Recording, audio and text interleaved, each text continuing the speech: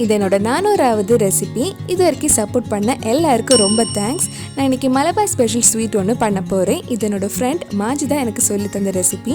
இந்த டேஸ்டியான பால் வாய்க்காய் எப்படி செய்கிறதுன்னு இந்த வீடியோவில் பார்க்கலாம். ஃபர்ஸ்ட் ஒரு பேனில் கொஞ்சம் நெய் சூடு பண்ணி முந்திரி திராட்சை வறுத்து எடுக்கலாம்.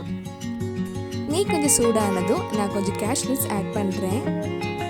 கேஷ்நட்ஸ் கொஞ்சம் கலர் சேஞ்ச் ஆனதும் நம்ம திராட்சை போடலாம். கேஷ்நட்ஸ் நல்ல கோல்டன் கலர் ஆகி முந்திரி பலூன் மாதிரி உப்பி வந்ததும் நம்ம எடுத்து மாற்றி வச்சிடலாம்.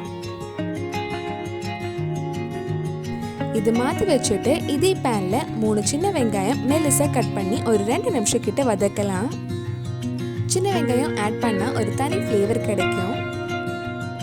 இனி இதில் 2 கப் தண்ணி சூடு பண்ண வைக்கலாம். தண்ணி சூடானதும் இதில் 1/2 கப் ஜவ்வரிசி போட்டு வேக வச்சிடலாம். அடி பிடிக்காமல் இருக்கிறதுக்கு நடுவில் கொஞ்சம் கிண்டி விட்டுக்கோங்க. நம்ம சேனலில் இதுக்கு முன்னாடி நிறைய ஸ்வீட் ரெசிபிஸ் எல்லாம் பண்ணியிருக்கேன். நீங்கள் இன்னும் அந்த வீடியோஸ் எல்லாம் பார்க்கலைன்னா அதோட லிங்க் இதில் டிஸ்கிரிப்ஷனில் இருக்குது. மறக்காமல் அந்த ரெசிபிஸும் போய் பாருங்கள். ஜவ்வரிசி முக்கால்வாசி வெந்து கண்ணாடி மாதிரி ஆனதும் இதில் 1 கப் பால் ஊற்றி வேக வைக்கலாம். நான் இது காய்ச்சி ஆறின பால் தான் எடுத்திருக்கேன். இனி இது லோ டு மீடியம் ஃப்ளேமில் இருக்கட்டும்.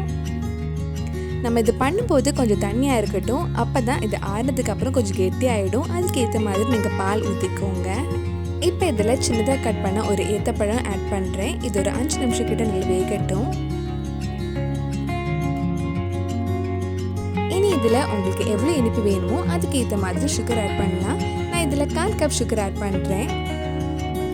சுகர் மெல்ட் ஆகி லைட்டாக ஒரு கொதி வந்ததும் ஆஃப் பண்ணிடலாம். கடைசியாக இதில் கொஞ்சம் ஏலக்காய் பொடியும் நம்ம ஃப்ரை பண்ண முந்திரி திராட்சையும் கொஞ்சமாக உப்பு போட்டு மிக்ஸ் பண்ணதுக்கப்புறம் நம்ம ஆஃப் பண்ணிடலாம். மறுபடியும் என் வீடியோஸ் எல்லாம் பார்த்து சப்போர்ட் பண்ண எல்லாருக்கும் ரொம்ப ரொம்ப தேங்க்ஸ். அவ்வளவுதான், ரொம்ப டேஸ்டியான பால் வாய்க்காய் ரெடி ஆயிடுச்சு. கண்டிப்பாக நீங்களும் இந்த ரெசிபி உங்கள் வீட்டில் செஞ்சு பாருங்க. பிடிச்சிருந்தா இந்த வீடியோவை லைக் பண்ணுங்க, உங்கள் ஃப்ரெண்ட்ஸ் அண்ட் ஃபேமிலிக்கு ஷேர் பண்ணுங்க. வேறு நல்லா ஸ்வீட் ரெசிபி நம்ம சேனலில் ட்ரை பண்ணலான்னு கீழே கமெண்ட் பாக்ஸில் சொல்லுங்க.